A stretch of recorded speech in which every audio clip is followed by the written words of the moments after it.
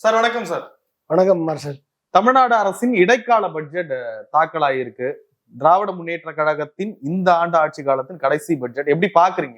இது இடைக்கால budget finance minister Thangam Thennarasu தாக்கல் பண்ணியிருக்காரு. இதுல பெரிய அலோகேஷன், புது திட்டங்கள் அப்படின்னு சொல்ல முடியாது. கண்டினியூட்டி, ஸ்டெபிலிட்டியை மெயின்டைன் பண்ணணும். அதுக்கு தேவையான அளவுக்கு இந்த பட்ஜெட்ல சொல்லியிருக்காங்க. நீங்கள் மேஜராக அப்படி பார்க்க போனால் அந்த பட்ஜெட்டை பற்றி நீங்கள் ஏற்கனவே இருந்த திட்டங்களுக்கு என்னென்ன நிதிகள் ஒதுக்கப்பட்டிருக்கு அப்படின்னு பார்த்தீங்கன்னா, ஒவ்வொரு டிபார்ட்மெண்ட்டுக்கும், ஸ்கூல் டிபார்ட்மெண்ட்டுக்கு இம்பார்ட்டன்ஸ் கொடுத்துருக்காங்க. ஏற்கனவே போன வருஷம் 46,000 கோடி, 46,267 கோடி போட்டிருந்தது. இந்த வருஷம் ஒரு 1,767 கோடி கூட ஒதுக்கியிருக்காங்க. 48,534 கோடி. அதாவது கிட்டத்தட்ட 3.78% கூட்டியிருக்காங்க. அதே மாதிரி ஹையர் எஜுகேஷனுக்கு போன வருஷம் 2,494 கோடி, இந்த வட்டம் 2,505 கோடி, 11 கோடி கூட. அடுத்து municipal administration and water supply department, அதில் 26,000 கோடி, இப்போ 28,000 கோடி, கிட்டத்தட்ட 2,143 கோடி அதிகமாக ஒதுக்கியிருக்காங்க. ஹெல்த் அண்ட் ஃபேமிலி வெல்ஃபேருக்கு கொஞ்சம் கூட, 21,906 கோடி போன வருஷம். இந்த வருஷம் இன்ட்ரீம் பட்ஜெட்டில் 22,090 கோடி ஒதுக்கியிருக்காங்க. இது ஜஸ்ட் ஒரு 184 கோடி கூட, அரௌண்டு 0.84% கூட, அவ்வளோதான். அடுத்து rural development and panchayat Raj, அதில் குறைஞ்சிருக்கு. பட்ஜெட் அலோகேஷன் 29,465 கோடி இருந்தது, இப்போ 28,687 கோடியாக குறைஞ்சிருக்கு. அப்போ கிட்டத்தட்ட -778 கோடி குறைஞ்சிருக்கு இந்த வட்டம் ரூரல் டெவலப்மெண்ட் பஞ்சாயத்து ராஜ். இப்போ எல்லாம் ஸ்பெஷல் ஆஃபீஸர்லாம் ரன் ஆகிட்டு இருக்கு. மேபி அதனால குறைஞ்சிருக்கலாம். பிகாஸ் இன்ட்ரீம் பட்ஜெட்டு ஃபிஸ்கல் டெபிசிட்டை ரெடியூஸ் பண்ணுறதுக்காகவும் இந்த முயற்சி எடுத்திருக்கலாம். அடுத்து டிரான்ஸ்போர்ட் டிபார்ட்மெண்ட்டு போன வருஷம் எவ்வளோ பண்ணாங்கன்ற டீட்டெயில் இல்லை. 13,000 கோடி இந்த வட்டம் அலாட் பண்ணியிருக்காங்க. எனர்ஜி 21,606 கோடி போன வருஷம். இந்த வருஷம் அது 18,000 கோடியும் குறைஞ்சிருச்சு. கிட்டத்தட்ட 3,575 கோடி குறைஞ்சிருக்கு. கிட்டத்தட்ட 16% குறைஞ்சிருக்கு எனர்ஜியில். ஏன்னா கேபிட்டல் எக்ஸ்பெண்டிச்சர் பண்ணுறதுக்கு இப்போ இன்ட்ரீம் பட்ஜெட்டில் அலாட் பண்ண முடியாது. மேபி அதனால் அதை குறைச்சிருக்கலாம். அடுத்து இண்டஸ்ட்ரீஸ் அண்டு இன்வெஸ்ட்மெண்ட் ப்ரமோஷன், அதுக்கு போன வருஷம் 3,915 கோடி, இந்த வருஷம் 4,282 கோடி, கிட்டத்தட்ட 367 கோடி அதிகம் இண்டஸ்ட்ரியலுக்கு. அடுத்து எம்எஸ்எம்இ டிபார்ட்மெண்ட்டுக்கு ஒரு 1,943 கோடி. சென்ட்ரல் கவர்மெண்ட்டே 2,000 கோடி கொடுத்தது, இவங்க ஒரு 1,943 கோடி கொடுத்துருக்காங்க. அடுத்து ஸ்போர்ட்ஸ் அண்டு யூத் வெல்ஃபேருக்கு போன வருஷம் 572 கோடி, இந்த வருஷம் 718 கோடி. சோசியல் செக்யூரிட்டி ஸ்கீம்ஸ்க்கு 5,463 கோடி. அப்புறம் ஸ்பெஷல் ப்ரோக்ராம் இம்ப்ளிமெண்டேஷன், அதுக்கு சிறப்பு திட்ட அமலாக்கத்துறைக்கு 17,000 கோடி அலாட் பண்ணிருக்காங்க. இதான் அலாட்மெண்ட்டை பொறுத்த வரைக்கும் டிபார்ட்மெண்ட் வைஸ் அலாட். சில இதில் கூடியிருக்கு, சில இதில் எனர்ஜியும் ரூரல் டெவலப்மெண்ட்டையும் குறைச்சிருக்காங்க. மற்றபடி எல்லாத்துலேயும் ஓரளவுக்கு அதை அந்த இதை மெயின்டைன் பண்ணியிருக்காங்க. இதில் என்ன முக்கியமாக பார்க்கணும் அப்படின்னா, ஃபிஸ்கல் டெபிசிட் என்ன அப்படின்னு பார்க்கணும். ஃபிஸ்கல் டெபிசிட் அப்படின்னு பார்க்குறப்ப, ஃபிஸ்கல் டெபிசிட் வித்தின் த லிமிட்டில் இருக்கா அப்படின்னா, ஃபிஸ்கல் டெபிசிட் ஜிடிபி 3% ஜிடிபிக்குள்ளே இருக்கு. இதான் லிமிட்டு. அந்த லிமிட்டுக்குள்ளே வச்சுருக்காங்க அப்படின்னா எஸ். அப்போ ரெவன்யூக்கும் எக்ஸ்பெண்டிச்சருக்கும் இடையில இருக்கக்கூடிய டெபிசிட் அளவு 3% ஆஃப் த ஜிடிபியில் இருக்கா? எஸ், இருக்கு. அடுத்து டெப்ட் டு ஜிடிபி ரேஷியோ எவ்வளோ இருக்குது அப்படின்னா, நார்மலாக 25%க்குள்ளே இருக்கணும். ஆனால் 15th ஃபைனான்ஸ் கமிஷன் படி up to 29% வரைக்கும் இருக்கலாம். இவங்க அந்த பார்டரில் இருக்காங்க. இப்போ 26.35% டெப்ட் டு ஜிடிபி ரேஷியோவில் இருக்குது. டெப்ட் டு ஜிடிபி ரேஷியோ 26.35%ல் இருக்குது. கடன் வாங்கக்கூடிய அளவு அப்படின்றத பார்த்தா கிட்டத்தட்ட 10 லட்சம் கோடி மொத்தமாக கடன் இருக்கு. அப்போ அந்த 10 லட்சம் கோடி அந்த டெப்ட் ஜிடிபி ரேஷியோக்குள்ள எஃப்ஆர்பிஎம் ஆக்ட் படி உள்ளே இருக்கா அப்படின்னா உள்ளதான் இருக்கு. அப்போ அந்த கடன் வாங்கக்கூடிய கெப்பாசிட்டியோட எக்கனாமிக் growth ஆனதுனால அந்த கடன் வாங்கக்கூடிய அளவில் 10 லட்சம் கோடின்றது வந்து நம்ம டெப்டை சர்வீஸ் பண்ணக்கூடிய அளவுக்கு நம்ம இருக்கோம், நம்ம எக்கானமி இருக்கு அப்படின்றத வந்து இதில் மெயின்டைன் பண்ணியிருக்காங்க. பார்த்தா பெருசாக தெரியும் 10 லட்சம் கோடியா அப்படின்னு சொல்லிட்டு. ஆனால் நம்ம எக்கானமி வளர்ந்துருக்கிறதுனால இது நம்மளுக்கு வந்து இதாக தெரியாது. கிட்டத்தட்ட வந்து நம்ம total GSDP interim budget estimate படி 40 லட்சம் கோடி 40 லட்சம் கோடி 2024-25 32 லட்சம் கோடியா இருந்தது. இப்போ 40 லட்சம் கோடியா எஸ்டிமேட் பண்ணியிருக்கு. அப்போ கிட்டத்தட்ட 8 லட்சம் கோடி நம்ம வந்து 24-25 இருந்து 26-27 8 லட்சம் கோடியை இன்க்ரீஸ் பண்ணுறோம். இந்த 2 இயர்ஸில் கிட்டத்தட்ட 4 லட்சம் கோடி பைப்பிங் உள்ள வருது. அப்போ வந்து it is in right sustainable growth பாத். அப்போ 2011 வந்து 7 லட்சம் கோடியாக இருந்த பொருளாதாரம், 2011 7 லட்சம் கோடியாக இருந்த பொருளாதாரம் இன்னைக்கு 40 லட்சம் கோடியாக இருக்கு. அதுதான் வந்து உங்களுக்கு வந்து இந்த கடன் வாங்கக்கூடிய அளவை நிர்ணயிக்கக்கூடிய we are well within the limits of buying the loan அப்படின்ற லெவலில் இருக்கு. நிர்வாகத்தை முறையா கையாண்டிருக்காங்கன்னு நினைக்கிறேன். முறையாக கையாண்டதுனால தான் எல்லாமே கரெக்டான ஃபிஸ்கல் பாராமீட்டர்ஸ் எல்லாம் கரெக்டாக இருக்கு. முறையாக கையாளலைன்னா உங்களுக்கு டெபிசிட் கூடிரும், ஃபிஸ்கல் டெபிசிட் கூடிரும். இல்லைன்னா ஈவன் தோ இதுக்கப்புறமும் பாருங்க, எதுக்கப்புறம் அப்படின்னா ஈவன் தோ நீங்கள் வந்து ஓல்டு பென்ஷன் ஸ்கீமை தமிழ்நாடு அஸ்யூர்டு பென்ஷன் ஸ்கீமை அனௌன்ஸ் பண்ண பிறகு அதில் கிட்டத்தட்ட வந்து 11,000 கோடி ஆனுவல் கமிட்மெண்ட்டு, 13,000 கோடி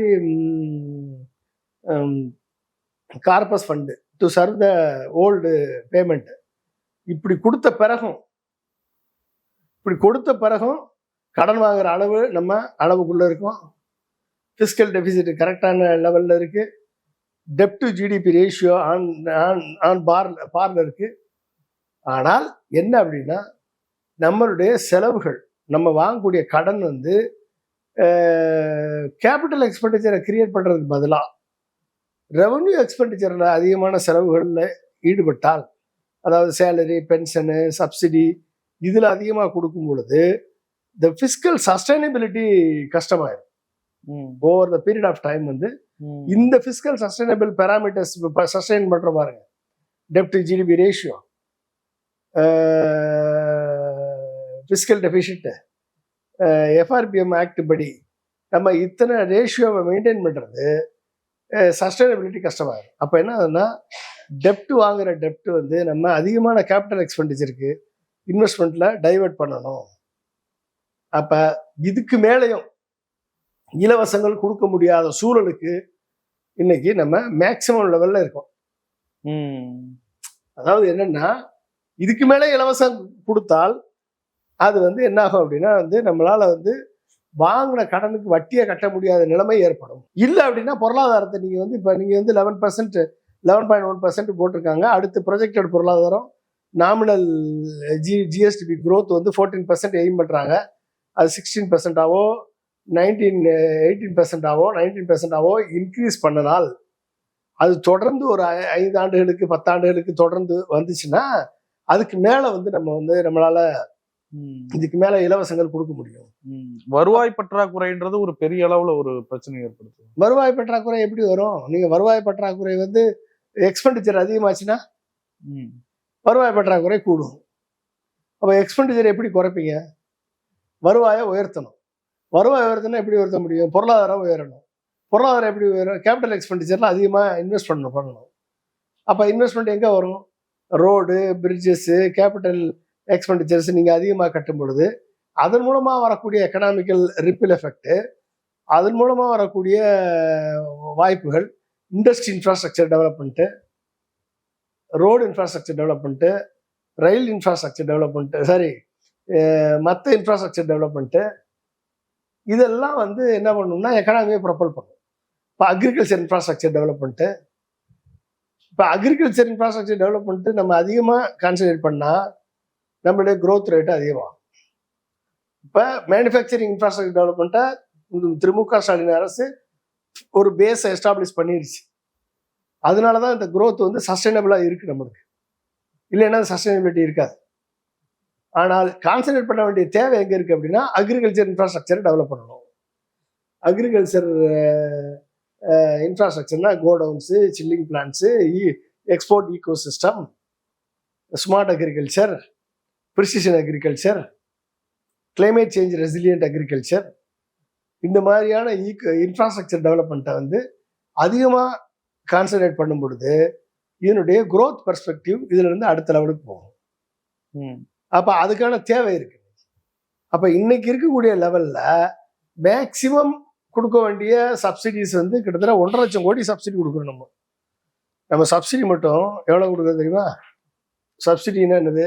இந்த இலவச திட்டங்கள் மட்டுமே வந்து நம்மளுடைய கமிட்மெண்ட் வந்து மகளிர் உரிமை தொகையெல்லாம் சேர்த்து ஆமா அரௌண்ட் 1.5 லட்சம் கோடி வருது. ஸோ இப்போ அந்த கேபிட்டல் அக்கௌண்ட்டுக்கு எவ்வளோ ஸ்பெண்ட் பண்றோம்? கிட்டத்தட்ட 59,000 கோடி ஸ்பெண்ட் பண்றோம் கேபிட்டல் அக்கௌண்ட்டுக்கு, கேபிட்டல் எக்ஸ்பெண்டிச்சருக்கு. இந்த கேபிட்டல் எக்ஸ்பெண்டிச்சருக்கு 59,000 கோடியை இன்னொரு 50,000 கோடி செலவழிச்சோம்னா 1 லட்சம் கோடி. அப்ப என்ன ஆகுதுன்னா சப்சிடிக்கு செலவழிக்கிற தொகையை குறைச்சி கேபிட்டல் எக்ஸ்பெண்டிச்சருக்கு இன்னொரு 50,000 கோடி செலவழிக்கும் பொழுது எக்கனாமி இம்ப்ரூவ் ஆகும். அப்ப அதுக்கு முடியாத லெவலுக்கு நம்ம போயிட்டோம்னா சஸ்டைனபிலிட்டி, பிசிக்கல் சஸ்டைனபிலிட்டி கொஸ்டின் ஆயிடும். ஸோ அதை மெயின்டைன் பண்ணியிருக்காங்க. இப்போ இது வரைக்கும் வந்துன்னா அதை மெயின்டைன் பண்ணியிருக்காங்க. பிசிக்கல் சஸ்டைனபிலிட்டி என்ஷூர் பண்ணியிருக்காங்க. கடன் வாங்கக்கூடிய கொள்ளளவுக்குள்ள நம்ம ஸ்டேட் இருக்கு. அந்த எஃப்ஆர்பிஎம் ஆக்ட் படி நம்ம வந்து we are well within the limit. இது வந்து இட் இஸ் சஸ்டைனபிள் பட்ஜெட்னு வச்சுக்கலாம். அதை வந்து ஃபினான்ஸ் மினிஸ்டர் ப்ரெசென்ட் பண்ணியிருக்காரு, திமுக அரசு அதை ப்ரெசென்ட் பண்ணியிருக்காங்க. ஸோ இதுக்கு மேலே ஸ்கீமோ அடுத்ததெல்லாம் வந்து இன்ட்ரீம் பட்ஜெட்டில் புது ஸ்கீம்ஸோ புதுசோ வர முடியாது. எனவே நீ அடுத்த கவர்மெண்ட் வந்த பிறகு ஃபுல் ஃப்ளெஜ்டு பட்ஜெட் தாக்கல் பண்ணும்போது தான் நம்மளுக்கு டீட்டெயிலாக தெரியும். இப்போ இருக்கிற இந்த நிதிநிலைக்கு இன்னும் நிறைய திட்டங்கள் அறிவிக்கிறாங்க. இன்னும் அடுத்த ஆட்சி காலத்துல 2,000 ரூபாய் மகளிருக்கு உரிமை தொகைன்றாங்க. இது மாதிரிலாம் கொடுக்குறப்ப அதெல்லாம் செயல்படுத்த முடியுங்களா? அதெல்லாம் சேர்ந்தானே இப்போ எக்ஸ்பெக்டட் போட்டிருக்காங்க 25-26க்கு. இதான் மேக்சிமம் பவுண்டரி. இதுக்கு மேல நீங்க யாரெல்லாம் அதிகமா அனௌன்ஸ் பண்றாங்களோ அங்கெல்லாம் செயல்படுத்த முடியாத நிலைக்கு போகும். மேக்சிமம் பவுண்டரிக்கு வந்தாச்சு நம்ம. அப்போ மோர் அதிகமாக கடன் வாங்க வேண்டியது இருக்கும். கடன் வாங்க வேண்டியது என்ன ஆகும்? எஃப்ஆர்பிஎம் ஆக்டை தாண்டி கடன் வாங்கணும்னா நீங்கள் சென்ட்ரல் கவர்மெண்ட்டை பெர்மிஷன் வாங்கணும். 3% மேலே வாங்கணும்னா நீங்கள் சென்ட்ரல் கவர்மெண்ட்டை பெர்மிஷன் வாங்கணும். அப்போ வாங்கலைன்னா நீங்கள் கொடுத்த வாக்குறுதியை நிறைவேற்ற முடியாது. இலவச வாக்குறுதி அதிகமாக கொடுத்தா இதுக்கு மேலே கொடுத்தா நிறைவேற்ற முடியாது. மத்திய அரசு கிட்ட இருந்து நிறைய வரிகள்லாம் வராதப்பி இவ்வளவு திறமையா கையாண்டுருக்கோன்றாங்க. அந்த விஷயத்தை கொஞ்சம் மத்திய அரசுகிட்ட இருந்து நீங்கள் ஓவராலாக நீங்கள் பார்த்தீங்க அப்படின்னா நம்மளுக்கு வந்து நம்ம எக்ஸ்பெக்டட் லெவலில் கிட்டத்தட்ட ஷேர்டு டேக்ஸ் அப்படின்னு பார்த்துக்கிட்டிங்கன்னா 24-25ல் 48,000 கோடி வந்திருக்கு. கிராண்ட் வந்து 25,000 கோடி வந்திருக்கு. அப்போ ரெண்டும் சேர்த்து நீங்கள் வந்து எவ்வளோ அப்படின்னா 73,000 கோடி வந்திருக்கு. அதே மாதிரி 24-25ல் 69,000 கோடி வந்திருக்கு. 25-26ல் ப்ரொஜெக்ஷன் 83,000 கோடி வரணும். இதுதான் ப்ரொஜெக்ஷன் போட்டிருக்கோம் 25-26ல். ஆனால் நம்மளுக்கு எவ்வளோ வந்துச்சு அப்படின்னா 76,000 கோடி தான் வந்திருக்கு. கிட்டத்தட்ட 4-3-7,000 கோடி வரல. சென்ட்ரல் கவர்மெண்ட்லேருந்து வர வேண்டிய பணம் வந்து நம்மளுக்கு வர வேண்டிய பணம் 7,000 கோடி அவன் ரிலீஸ் பண்ணலாம். ஓகே, அடுத்து இந்த வருஷம் ப்ரொஜெக்ஷன் வந்து 90,000 crore. சென்ட்ரல் ஷேர் வந்து அதாவது டேக்ஸ் டெவல்யூஷன்லேருந்து 66,434 கோடி வரணும். கிராண்ட் வந்து 23,834 கோடி. இப்போ ரெண்டு சேர்த்து 90,268 கோடி வரணும். ஆனால் எவ்வளவு இன்ட்ரீம் பட்ஜெட்டில் வந்து 87,000 தான் ப்ரொஜெக்ஷனை இன்ட்ரீம் பட்ஜெட்டில் போட்டிருக்கோம். எஸ்டிமேஷன் ப்ரொஜெக்ஷன் அவ்வளோ போட்டாலும் 87,000 தான் வரும்னு போட்டிருக்கோம். 87,000 வருமா தெரியல. கடந்த 5 வருஷம் இந்த வருஷத்தை சேர்க்காம போட்டீங்கன்னா கிட்டத்தட்ட 2,90,000 கோடி வரணும். லாஸ்ட் 5 இயர்ஸ்ல நீங்க எடுத்துக்கிட்டீங்கன்னா 1,70,000 கோடி தான் கொடுத்துருக்கான் சென்ட்ரல் கவர்மெண்ட் கொடுத்துருக்கு டேக்ஸ் ரெவல்யூஷன்ல மட்டும். அப்ப நீங்க பீகாருக்கு 4,23,000 கோடி கொடுத்துருக்காங்க. உத்தரப்பிரதேசத்துக்கு 7.5 லட்சம் கொடுத்துருக்காங்க, நம்மளுக்கு 1.25 லட்சம் கோடி தான் கொடுத்துருக்காங்க டேக்ஸ் டெவல்யூஷன். ஸோ இதெல்லாம் வந்து சென்ட்ரல் கவர்மெண்ட்டுடைய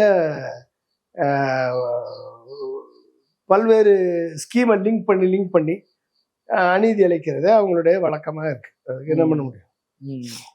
ஓவராலா பாத்தீங்கன்னா எடப்பாடி பழனிசாமி அவர்கள் ஒரு குறிப்பிட்ட அளவுக்கு கடன் வச்சுட்டு போனாரு. இப்ப அதை விட இப்போ கொஞ்சம் அதிகமாவே கடன் சுமை கூடி இருக்கு. இது தமிழ்நாடு வளர்ச்சிக்கு நல்லதா? கடன் வந்துங்க நீங்க அப்சல்யூட் டைம்ல பார்க்கவே முடியாது. கடன் வாங்குறது வந்து உங்க தாத்தா வாங்கின கடன் 100 ரூபாய்க்கும் நீங்க வாங்கின கடன் 1 லட்சம் ரூபாய்க்கும் கம்பேர் பண்ண முடியுமா? உங்க தாத்தா வாங்கின கடன் 100 ரூபா இன்னைக்கு வந்து 10 கோடியா இருக்கும் அதோட வேல்யூ மதிப்பு. நீங்க வாங்குற 1 லட்சம் பீனட் இன்னைக்கு இருக்கக்கூடிய பொருளாதாரத்துல. புரியுதுங்களா? அதனால அப்சல்யூட் டேர்ம்ஸ்ல கடனை கம்பேர் பண்ணக்கூடாது. அப்ப நீங்க எதுல பண்ணணும்? நீங்க வந்து பண்ண வேண்டியது பெர்சன்டேஜ் ஆஃப் ஜிஎஸ்டிபி. இப்போ ஜிஎஸ்டிபி பெர்சன்டேஜில் வித்தின் த லிமிட்டுக்குள்ளே இருக்கா?